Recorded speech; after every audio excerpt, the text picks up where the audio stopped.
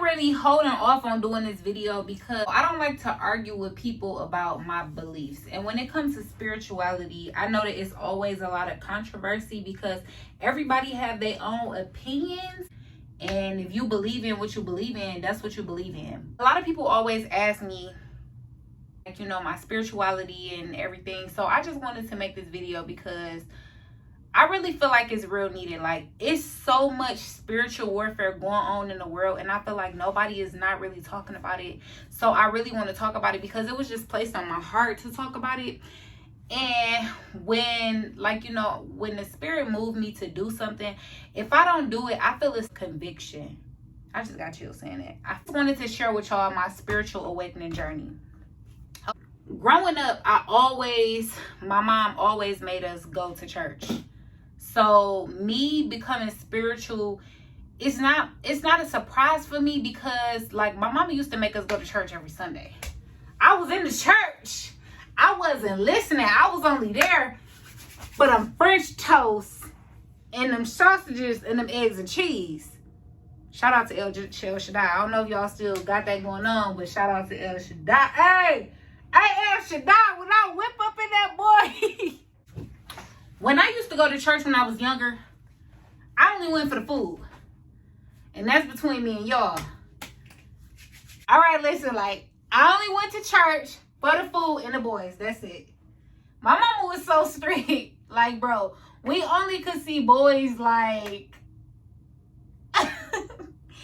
if they came to the house and they was playing basketball. Even then, bro, if it was too many boys outside, she'd make us go sit in the house.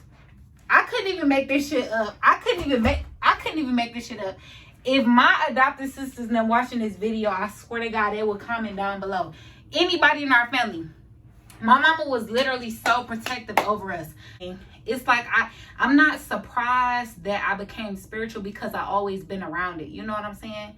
So as I got older, and you know what I'm saying, I just started living my own life. For me, it was like different things that I was going through, real open, but certain stuff I'm not ready to speak on because, like, how I used to live and before, like, I really, like, started changing and everything, and I was just going through, like, you know what I'm saying, just in life. Like, it was like when I was in high school, I was in the 9th grade, I had a dream. That was really, ever since then, like, I never been the same, like, spiritual wise. Now, when I was in the 9th grade, that's when I had actually, well, I left home when I was 16, but I had actually, like, left home. Like, I was staying with this girl that because I went to an all-girls school. So I was staying with this girl and we was going to the same school, and I moved with her and her mom. And at that time, let me tell y'all one thing.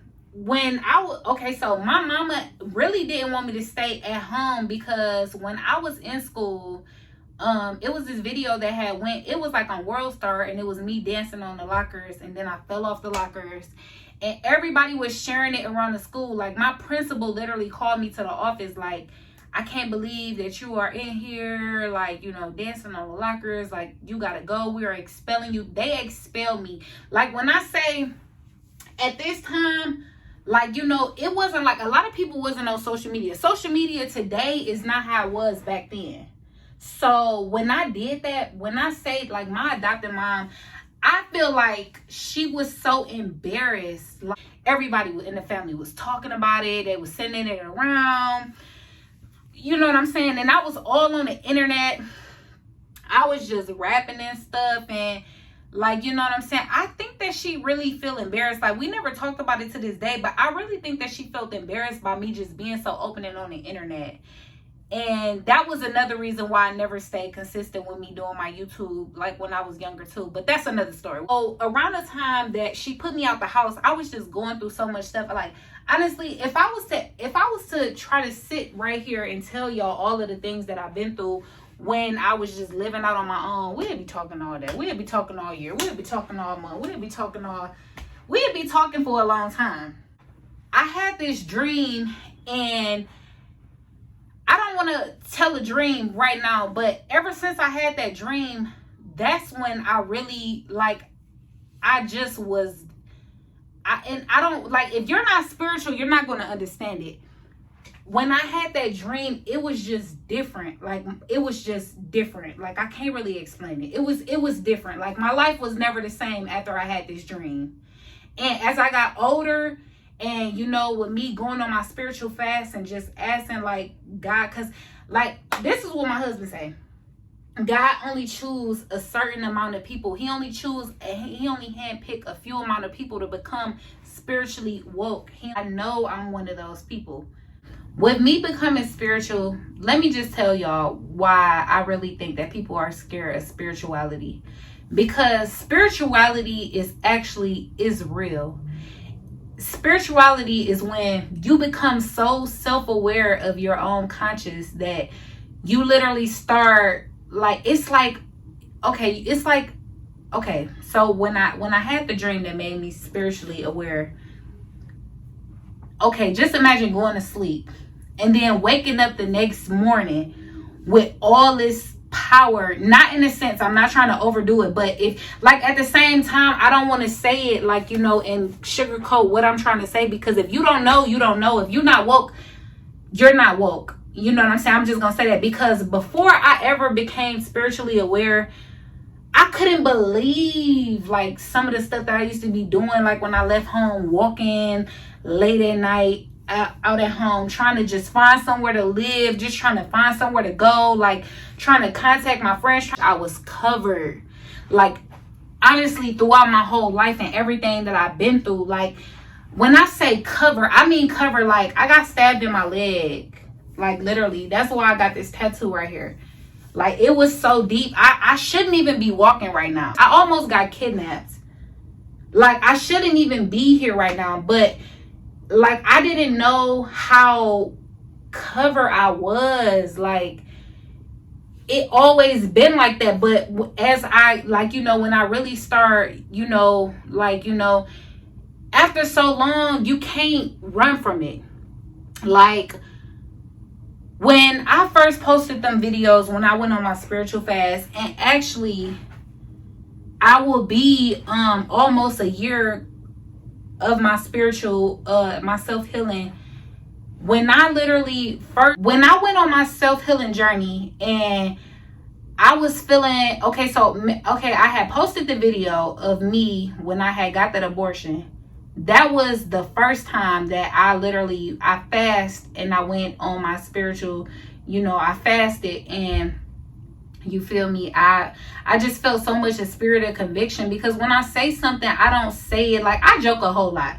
So when I say something, I be joking, but I be for real, but I make it as a joke, because, you know what I'm saying, that's just how I am, you know what I'm saying. So when I was going through my fast around that time after I had my abortion, like, I just had so much spirit of conviction, and I just felt like so much, like, I just wanted to say so much, but I know that I'm not living my life to the point where I can actually have people wanting to, like, do everything that I do. Like, I'm somewhat organized. I'm not all the way there. You know, I'm working on me. I'm constantly, you know, trying to work on things that I still struggle with. And during my fast, I actually found out that, like, you know, I got abandonment issues, and I don't care. Like, I didn't never know, like, I never knew, I couldn't never put a word on why I always felt like so empty, why I always felt like I had this void feeling that I needed someone to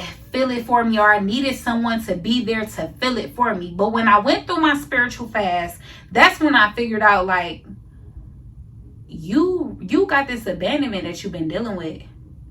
You know what I'm saying? And that's why people really don't want to deal with spirituality, because when we really talking about spirituality is when you actually go on a fast, or you're in tune with your self-conscious, and you actually have to sit and you have to face your demons. Like, I didn't know that I was still hurting from my childhood traumas. I didn't know that stuff really hurt me. I didn't know that, like, you know what I'm saying, my mom used to tell me when I was younger, like, she used to be like, you're never going to make it as a rapper.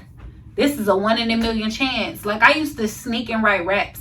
Like, she used to throw away my books. She used to literally, like, they used to literally be laughing at me, laughing at everything that I used to say. Like, they used to be joking to the point where I never stayed consistent with anything that I do, because like that was traumatizing to me. You know what I'm saying? So when I went on my fast, and I literally had to sit and I had to lay all this stuff out, and I'm like, you know what? I can't just keep sweeping it under the rug.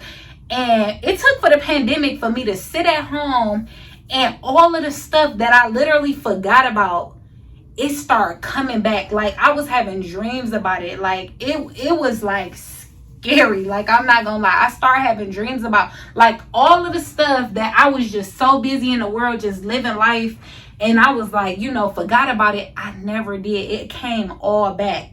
So I was sitting up in here in the pandemic. I'm like, what the heck? Stuff was just like, you know, I was like, oh my God. I guess I just never had that much time to think, because I always been dancing, always been working, like always been in a relationship. I never really had no time for me. So when the pandemic happened and I had time to just sit and I had time to think about all this stuff, I'm like, oh my God, like this stuff, like, because when I started thinking about this stuff, I'm like, this stuff is hurting me. So when I went, like, you know, so when I went on a fast, I started having these dreams, and I'm going to church. I'm asking them, I'm like, what does this dream mean? What does this dream mean? And they telling me, and they leading me in the right way. And I'm just, you know, I'm literally taking breaks off social media, just trying to like spend more time with God, just trying to figure out like, what is it? Like, what is this feeling? Like, why am I not happy? Like, why do I feel like I have so much on me that I'm, you know what I'm saying? So when I went on my spiritual fast, and I had to uncover all of the things that I was going through, and I was like, this stuff is like really weighing on me. Like what can I do? So I'm going to church, I'm praying, I'm asking the Spirit to lead me, like what to do. So that's when I came to the conclusion, like, in order for me to heal from this stuff, and I mean really heal, like in order for me to heal from this stuff, I had to literally forgive my adopted mom for doing all the things that she didn't know at the time that was traumatizing to me. I had to forgive her for that. And I had to forgive her for her doing all that stuff without her telling me sorry. Now, you know how you can say that, like, okay, I forgive somebody, but you don't really forget them. Like, you would still mean it in your heart. Like, no, I had to really forgive her. So as I'm going on my spiritual journey, I'm meditating, like, you know, taking breaks off of social media and stuff. I'm just like, I'm trying to get aligned. I'm literally facing old stuff. I'm fasting. Like, it got so deep for me. I'm fasting against generational curses. I'm fasting against things that my family never dealt with. I'm fasting against all of these things because I want everything to end at me. And I really think that is what we do as young people. Like, I feel like I know, because I used to do it. I used to be going through so much stuff, and to the point where I used to be scared to go home. And you know how you got them friends that never want to go home? That's because they don't want to go and sit at home and face their own demons. When we talk about spiritual awakening, you sitting at home, you facing your own demons. I don't feel like I'm Christian. If I were to label what I am, I'm not Christian. Like, I seek God. I never, like, you know, read the Bible. Like, you know, like when I used to go to church, I used to read the Bible, but I'm not Christian or nothing. I'm just spiritual. Like, I believe that it's a higher power. And let me tell you why. They can literally make what kind of animals that they want. They can literally breed any kind of animal. They can make a hybrid animal. They can do whatever they want. They can make a robot. But let me tell you one thing that they cannot make. They cannot make a spirit. So for that reason right there, it makes me believe that it is a higher power. Like, my flesh, like, skip the flesh. Like, throw the flesh away. If you take me away and you take my spirit out of my body, it's gonna look like rainbows, nigga. It's gonna look like no, I'm kidding. But if you take you take my spirit out of my body, like, I feel like that's how I feel. I feel like when anybody passed away, I feel like their spirit still roam the earth. That's how I feel. But that's just my opinion, and I'm not trying to argue with nobody about it, and that's why I was so hesitant on, like, even speaking on this. But when I went through all of that stuff and my spiritual awakening, and just like I had to remember everything that happened to me growing up, like in my childhood, and everything that I went through, I kind of like, during my spiritual, like, you know, stuff, I had to isolate myself, because it was just like, just being around them and just constantly being negative. And I had to learn, like, just constantly hearing negativity all day, or just like somebody talking about somebody, like, I don't want to hear that all day. And then I started thinking, like, they used to talk about everybody, like, literally, like, talk about everybody. And I started thinking, like, dang, I wonder what y'all say about me when I'm not here. You know what I'm saying? And like, with just growing up, it like, listen, that story, I could go on and on. But as I start living out, like, you know, my truth, and I started understanding, like, I'm this way because of this, and I started accepting me, and I started loving me more, and I'm like, I'm this way because of this. Oh, you do this because of this. Oh, okay, you got to do this because of this. But when I actually wanted to heal, I'm like, look, I don't want to feel this feeling no more. I want to be healed from this. I don't want to still say that this hurt me. I don't want to, like, it's so hard, like, when it comes to spirituality. Oh, and that's another thing. It's real scary too, because listen, I'm not gonna cap, like, bro, like, I don't know, I just feel like every time when I do something that I know I'm not supposed to do, it's like a conviction feeling. Like, I can't really explain it. Like, but imagine your mama standing over you with a belt. Like, I'm finna whoop you. What you, like, that's literally how I be feeling. Like, I know that I'm not the only one that feel like this. I got spiritual people in my DM that share, like, you know, how they feel, you know, and they go through the same thing and stuff. And some people just ask me, but I don't know. Like, I just be thinking, because listen, before I even got spiritual, I never used to think about this. I never had the gift of discernment where I could be around somebody and I could tell them like, and that's another thing, like, me trying to seek, like, you know what I'm saying? I could literally be around somebody and I could feel them. Like, I could feel, like, if they have heaviness on them, like, I could feel it. Like, I seen this man at the store, like, I was at the grocery store, and he looked me in my eyes, and that junk scared me, bro. Like that junk scared me. Like, he looked me in my eyes, and it felt like he shook me like this, but I was like, dang, like, you know what I'm saying? Like, you know how people give you those kind of vibes? Like, that's how if I could explain it like that, I don't know, it's just different. Like, when you're growing in spirituality, I am no longer the lower version of myself.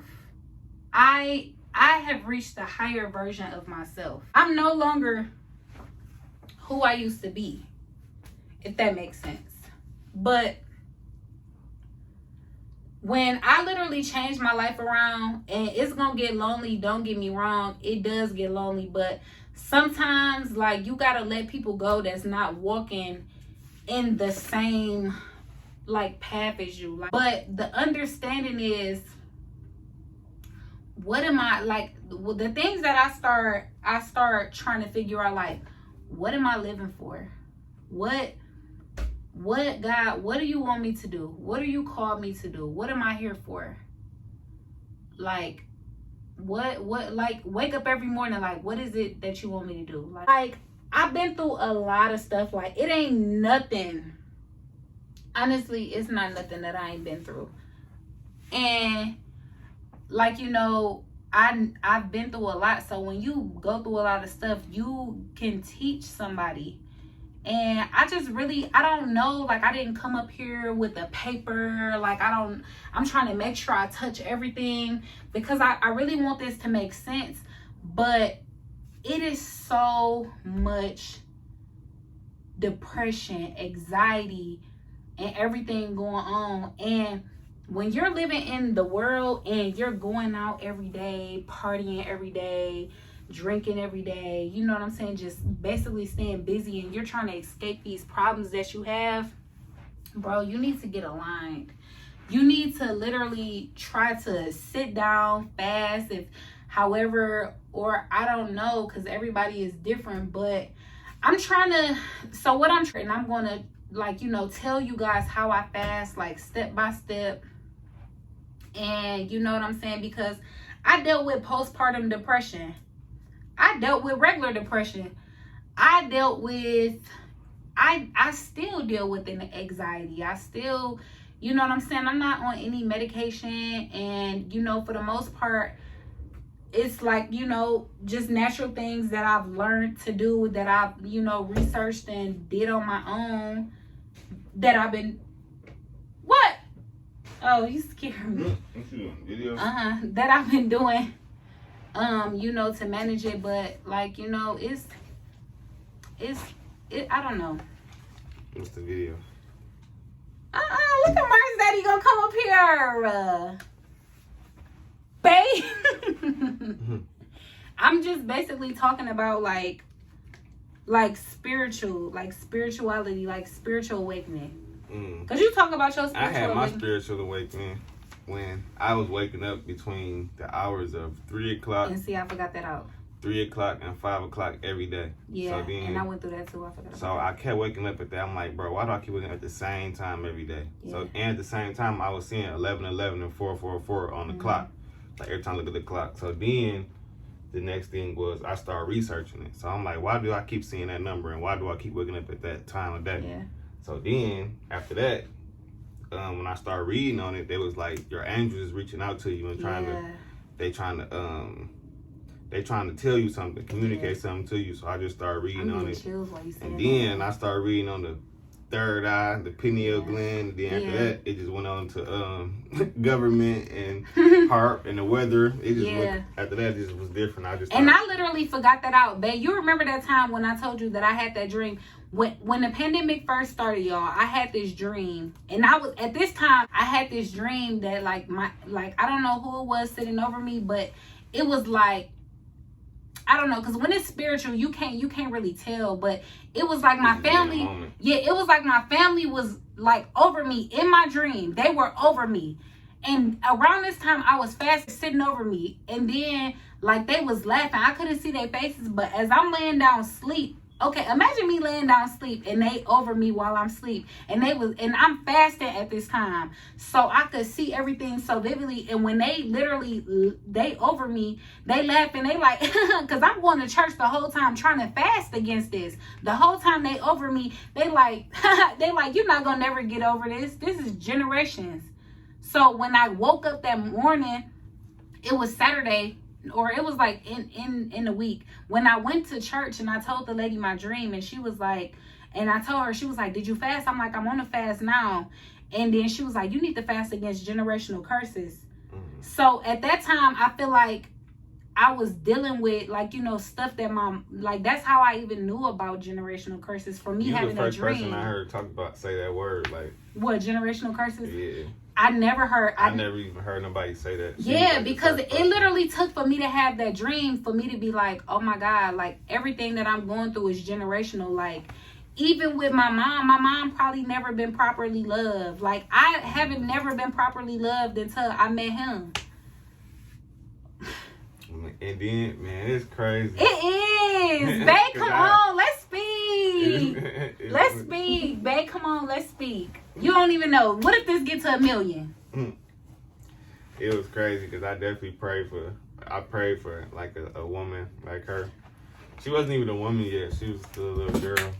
But like listen, I'm not gonna lie. When I did meet him, I was going through his text message and he was like, I'm trying to meet a Nicki Minaj. He was like, no, when I was going through his message, he was texting this girl that was his friend, and he was like, I'm waiting. I want a girl, and I want her to come to me, and I want her to have a baby already, and been through a daughter already, and been through her whole phase. Yep. I'm kidding.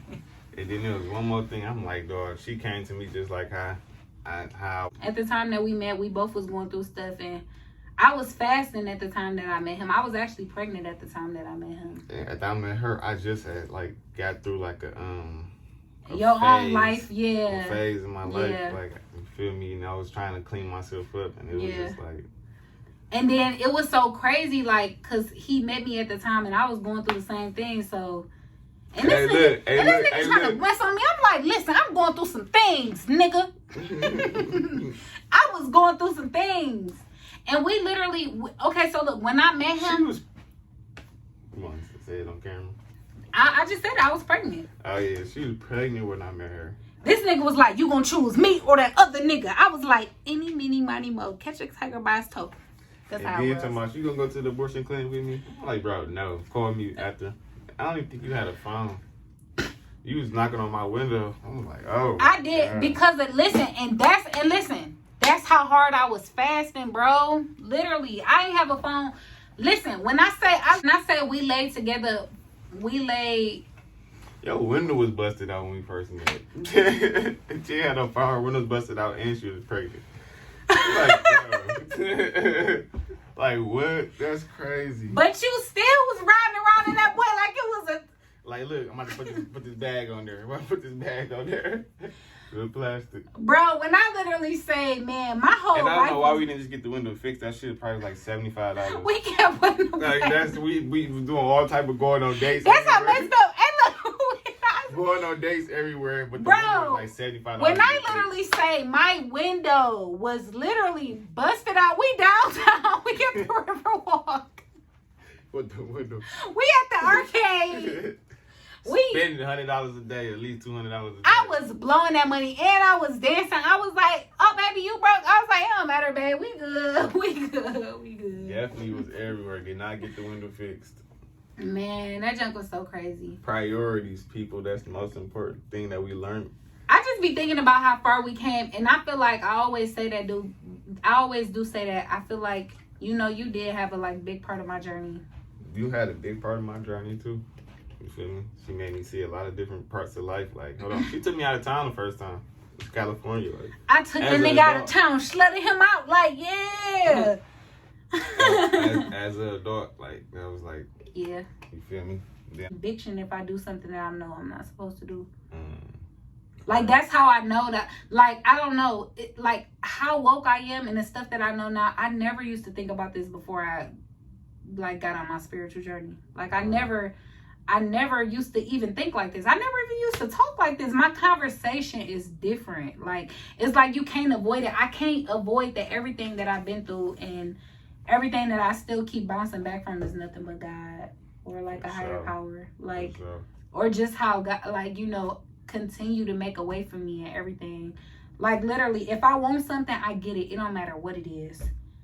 Yo, nigga. I'm just kidding, man. Listen, y'all. No, babe, you're not about to leave. You gotta pull your thing up for that credit stuff. Oh, yeah. But now since you up here, babe, can you say some of the stuff? So just in case if I leave it out. Say what? Like, what else did you go through when you was going through your spiritual journey? Y'all want to know why this nigga with me? Because I be feeding his soul. Candy yams, macaroni, collard greens. Deal with still. It's like regular people. Yeah, like, I would never, one thing that I would never do, I would never get on here and say that my relationship is perfect. My marriage is perfect, because we two still go through stuff. We still young and we still growing. Yeah. Like, you feel me?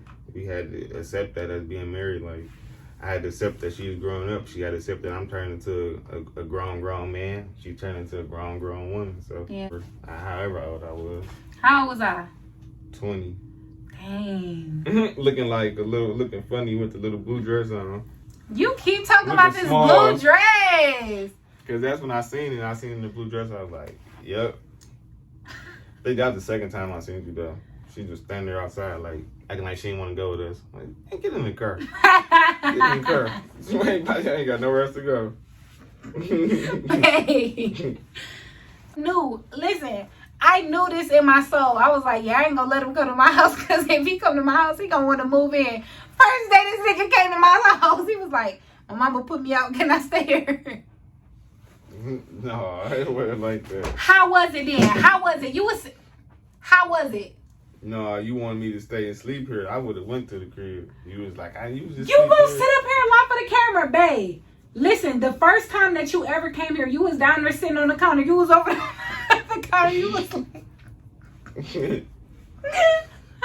And then... But I was straight in my little dog house. Bro, stop lying. Then you was like, I ain't gonna lie. You was like, I ain't gonna lie. Can I stay here? My mama finna take the house back. Yeah, that was after a while. I slept here for like, how long? Nigga, a day. Hell no. Yes, you did. I kept having to go back and forth to feed them dogs. That was a minute. Bro. It was a week. I did that for a minute. It was a week. Like a week. This nigga loved me. When I met this nigga was so fucking sad. I'm like, come on, let's go downtown, nigga. Let's do something fun. He was like... Bro, I just had a seizure like a couple days before. This nigga was like, I'm like, bro, stand up. That's how I'm like, stand up. I gotta do these bits. Here, sit right here in this chair. I ain't never seen that in my life. I just like you. I don't be thinking about no other girls. I'm sexy. Lies. Okay. You getting skinny though. Huh? So you getting skinny. Yes.